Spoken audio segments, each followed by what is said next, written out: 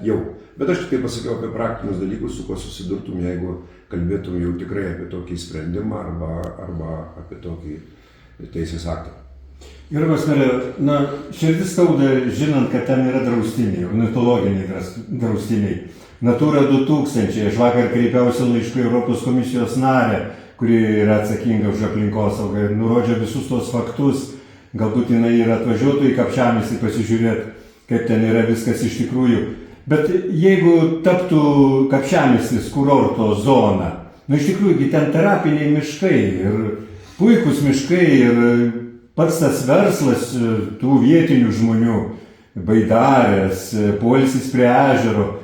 Kaip vis dėlto mums galėtų padėti tą centrinė valdžia investuoti pinigus ne į karinį poligoną, o į kurorto plėtrą? Pirmiausia, tai gyvenime turbūt daugelis dalykų priklauso nuo norų, o po to nuo reglamentavimų teisės aktų. Tai pirmas dalykas, ką norėčiau pasakyti, nebūtinai tapti kurortu arba netgi kurortinė teritorija tam, kad ta vietovė būtų vystoma turizmo kryptimi, būtent turizmo sferos objektais ir paslaugom ir taip toliau. Tai aš visiškai pritariu, kad ten yra tiesiog, kaip pasakyti, Dievo sukurtas kampelis žmogui, kurį reikėtų saugoti, prižiūrėti, vertinti ir galvoti apie tuos Lietuvos plaučius. Ir ten mes daug visai galim pasakyti apie tas Sengirės miškus didelius, kiek aš žinau, tai yra trečias masyvas pagal dydį Lietuvoje ta teritorija. Man šioje vietoje, žinot, aš negaliu sakyti, kad aš esu, žinot, už tų patriotinių žaliųjų, bet visą laiką bandau mąstyti apie įvairius klausimus, tokio sveiko proto ir patirtim gyvenimo ir tom žiniom, kurias aš turiu. Tai pirmas dalykas, jau tą esu išsakęs poroje interviu, man iš viso kyla klausimas apie tos vietovės panaudojimą kariniams tikslams. Seimas priima įstatymą, kuris įsigaliojo nuo sausio 1 dienos, kad 20 km nuo nedraugiškų valstybių sienos, tai suprask Baltarusija, Rusija, 20 km negalima vykdyti plynų kirtimų, nes tai yra automatiškai apsauginė buferinė zona. Dar pripirkom drakonų dančių, tai reikėtų tik ir džiaugtis, kad tai mes turim buferinę zoną, žalę, kur yra masyvai, ežerai, pelkės. Jūsgi pažiūrėkit, kokie ten ežerų masyvai. Nuo Veisiejų, kai prasideda, tai jie baigėsi dar už Kapčiamiesčio ir praktiškai ten pakliūti net į tą teritoriją, tai keliais reikia vingiuoti tarp ežerų, tarp pelkių, kad atvažiuoti į tą patį Kapčiamiestį. Ir šioje vietoje, jeigu mes kalbame apie poligoną, tai yra reikalingas ypatingai geras susisiekimas. Reikalingas susisiekimas būtent tam, kad atvyktų ta visa karinė technika, kad atvyktų tie patys tūkstančiai kareivių, kariškių ir taip toliau. Tai vadinasi, kuriais keliais mes važiuosim į tą vietą. Leipalingis Kapčiamiestis, Veisiejai Kapčiamiestis. Šiandien dienai tie keliai yra apgailėtinos būklės nuo miškovežių, nuo kitų dalykų, jų nesugeba niekaip sutvarkyti. Paskutinį kartą Leipalingis Kapčiamiestis kelią tvarkė prieš porą metų ir dabar tik tai su džipu ten gali pravažiuoti, kokios provėžos įspaustos ir taip toliau. Tai ką vadinasi, ten bus tiesiami geležinkeliai? Tam, kad tokis kiekis atvyktų technikos, kad ir tas 5 kartus per metus. Šioje vietoje, man atrodo, tai yra paprasčiausiai neatsakinga, tai paprasčiausiai nepagalvota. Girdžiu čia tas teorijas, kad čia dėl medienos, dėl miškų ir taip toliau. Aš norėčiau tikėti, kad dar mes nentiek esam supuvę, kad dėl šitos priežasties. Man vienintelė priežastis, kuri peršasi į galvą, įvertinus visus tos dalykus. Įvertinus tai, kad poligonas daromas vos 300-500 metrų nuo Baltarusijos sienos. Tai jeigu mes kalbam apie tai, kad tai yra nedraugiška valstybė, tai nereikia net sienos kirsti droną vaikišką pakėlį už kelius šimtus eurų ir tu gali filmuoti visą tą Stalų girininkijos vietą su šaudykla link Krakinio pelkės. Tai apie kokį saugumą mes kalbam, tai visa technika bus žvalgoma, visa technika bus apžiūrima, strategijos apžiūrimos ir taip toliau. Jau jeigu net ir bandant logiškai, nebūnant to dideliu labai profesionalų kariškiu. Tai yra absoliutus absurdas. Ir šioje vietoje, tai man tavo nuomonė, kur aš čia bandžiau užbaigti mintį, tai yra, kaip nors paerzinkim Baltarusiją. Kada man pradeda kalbėti ir girdžiu viešoje erdvėje, kad čia Baltarusiai turi poligoną, šaudo, tai nieko pakentėsit ir jūs dar ir mes pašaudysim. Nu tai brangiai, šitoje vietoje pirmas dalykas, Baltarusijos poligonas jau dokumentuose, jisai oficialiai yra minimas 1950 metų. Tai jau istoriškai, kiek čia 76 metai, kaip jisai veikiantis, egzistuojantis ir taip toliau. Tai čia dabar tu turi žaislinę mašiną ir mes pasimsim žaislinę mašiną, kad pagazinti vieni kitiems, smėlių nepasidalinti ir taip toliau. Man tai yra nesuprantamas dalykas. Jeigu mes kalbam apie Suvalkų koridorių, kam iškirsti šiuos miškus, kurie automatiškai yra kaip apsaugos priemonė, kai tame tarpe nuo Lazdijų iki Vilkaviškio praktiškai plyni laukai. Ir ten būtent yra Suvalkų automagistralės, ten eina geležinkelis.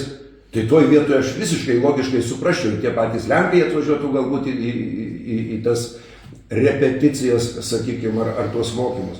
Dabar mes paimam, surandam užkampį,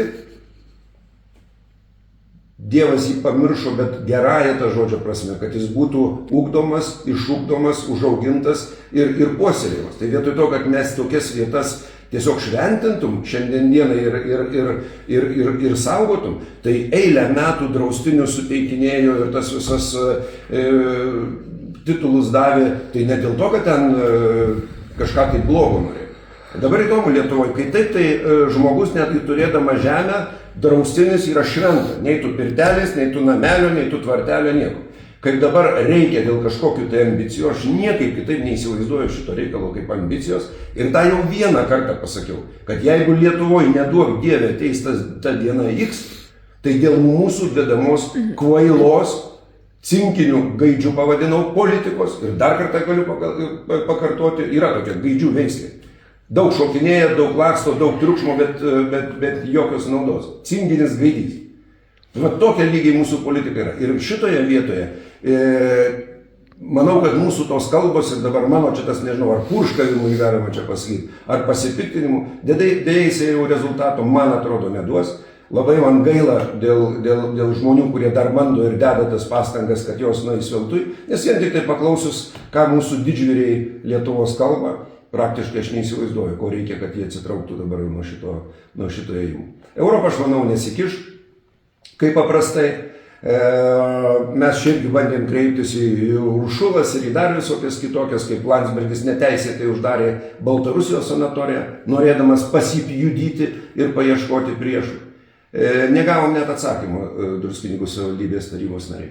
Tai va, toks matymas. Viename interviu jūs sakėt, žinas dar 7 vietas, kurios tiktų čia poligonui. Bet gal nekalbėkime apie tas vietas, o iš esmės bandykime atsakyti kartu į tą klausimą, kam Lietuvai 10 poligonas, jeigu Rūdninkų poligono mes pilnai neišnaudojame kitų poligonų, tą ką kalba patys kariai. Taigi klausimas, ar tikrai reikia mums to 10-ojo čia, Kapčiamiesčio poligono? Matot, šioje vietoje aš labai stengiuosi kalbėti tai, ką aš tikrai žinau ir dėl ko esu garantuotas ir taip toliau. Tai dabar dėl karinio poligono, ar jo reikia, aš nežinau visus ten tuos karinius slaptus ir visokius reikalus, kad taip galėčiau kategoriškai pasakyti reikia ar nereikia. Man tik tai vienas dalykas dabar kyla klausimas, kaip civiliokui, labai atsiprašau, jeigu mes turim vieną poligoną skirtą, grubiai sakysiu, amerikonams, kitą vokiečiams, o dabar trečią lietuviams. Bet mes, kada kalbam apie tą neduok Dieve dieną X, tai mes kalbam apie tai, kad mes bendromis pajėgomis ginsimės, atsimušim, sustabdysim, dar galbūt ir ką nors nukariausim. Tai mano supratimu, jeigu Lietuvos poligonas bus užimtas 5 dienas per metus, arba 5 pratybos po porą 3 dienų, tegul jau bus, 3 x 5 – 15 lygtai gaunasi, 15 dienų per metus. Tai nejaugi kalbant su vokiečiais ir amerikonais negalima susidėlioti planą ir kartu, vienas pratybas kartu padaryti, kitas ne kartu, bet tam pačiam poligone, tai kaip tik tai reikia susižaisti. Mes vaikai, kai karą žaisdavom, tai dar daug prieš tai aptardavom, susitardavom, kaip reikia daryti, ką daryti, kas iš už nugaros eis, kas iš priekio puls ir taip toliau. Bet čia jau net logiškai mąstant. Tai tegul būna, kad jo reikia. Dėl 7 vietų aš niekada nesakiau, kad aš žinau, kur tos 7 vietos, nes man tą lapą taip pat rodė maždaug iš 3 metrų atstumo su žaliom raudonom spalvom, bet dėja per tokį atstumą aš pavadinimų negalėjau žiūrėti. Bet vėlgi man toksai keistas klausimas. Nu jūs man pasakykit, nu gerai, paslapčių Lietuva daug turi kaip ir kiekviena valstybė. Taip, jie ten aptarinėja ir man yra tekę būti ten rūsiuose po vyriausybę, po Seimu, kur ten izoliuojama, paliekami, net ir laikrodžiai tartinesni paliekami ir taip toliau. Bet kokia paslaptis yra pasakyti, kad mes svarstėm tokią vietą. Tai jau viskas, jos atmestos. Tai jūs pasakykit žmonėm, kur tos vietos. Dabar po to apauga visokiom legendom, kad ten kažkieno tai sodyba, kad ten kažkieno tai tėvai, kad ten kažkieno tai giminė ir taip toliau. Aš nemėgstu slėpti nuo žmonių, nes po to tas atrodo labai įtartina. Tai šioje vietoje būtų įvardintos 7 vietos, visi pasižiūrim, logiškai pamastom, na ir pasirodo, kad Kapčiamiestis paaukojimui yra reikalingiausias. Man nekartą teko būti šalia Pabradės poligono ir kalbėti su vietiniais žmonėmis. Tarkime, jie gyvena 10-15 km nuo poligono, bet juos naktį pažadina garsai būtent iš to poligono. Kapčiamiesčio seniūnija prasideda, už Druskininkų kiek? 5 km. Ar jūs nematote, neižvelgiate grėsmės, kad čia žmonės taip pat svarstys galimybę gal nevažiuoti, nes čia šalia Druskininkų yra karinis poligonas ir kad gali, kalbėkime atvirai, grėsti jų sveikatai, jų gyvybėm?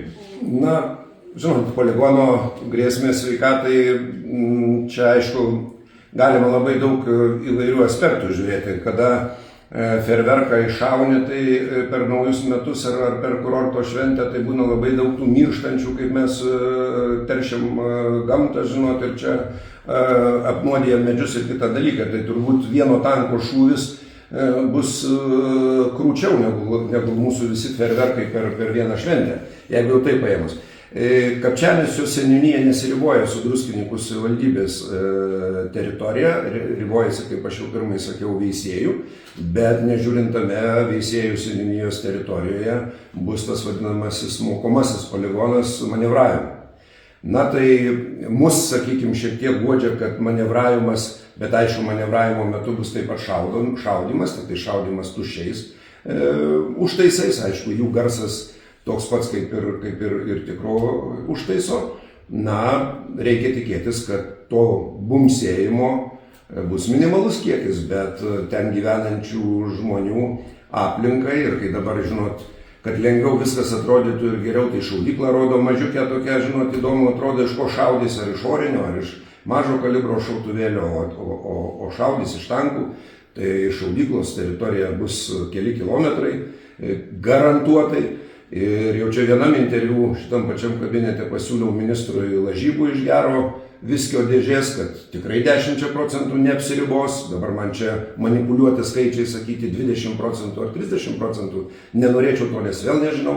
Paprasčiausiai reikia tik įsivaizduoti, ką reiškia kariniai technikai, tokiai kaip tankui, važiuoti Dzūkijos miškais kvartaliniam pavyzdžiui ir daryti manevrą kairėn ar manevrą dešinėn. Tai po vieno pasisukimo turbūt bus 1,5 m provėžos išpjautos padarytos. Ir tankai tikrai nevažinės kvartaliniam linijom. Pažiūrėkite poligonus, net ir rodo televizijoje ir taip toliau, kur jie manevruoja. Kur jie mokosi šturmuoti upes, kur jie mokosi šturmuoti kalvas ir daubas ir pelkės ir dar kitokius dalykus. Tam reikalingos mokymos teritorijos specialios. Ten tikrai medžiai neaugs. Tai šioje vietoje sakyti taip lengvabūdiškai, kad mes čia dabar 10% iškilsim, o daugiau nieko nedarysim, tai yra tiesiog neatsakinga, galėčiau tai pasakyti. Aš manau, kad šiandien diena yra pagrindinė užduotis priimti tą įstatymą, kuriam atrodo su konservatorių balsais balsų tikrai nepritruks. Tai jisai bus priimtas, o po to viskas jau priklausys, kaip ne vienas didelis dėdė iš Seimo yra pasakęs. Deja, Lietuvoje galioja įstatymai, o tie įstatymai, jeigu bus priimti, tai niekas nuomonės nieko neklaus. Tai jie dabar kol kas dar bando vinguriuoti ir taip gražiai dėlioti, aš niekaip nesuprantu, kam to iš tikrųjų reikia. Atmetus tą variantą, kad paerzint Baltarusiją ir Lukašenką. Nerandu kito atsakymo, jeigu jį gausiu kada nors gyvenime.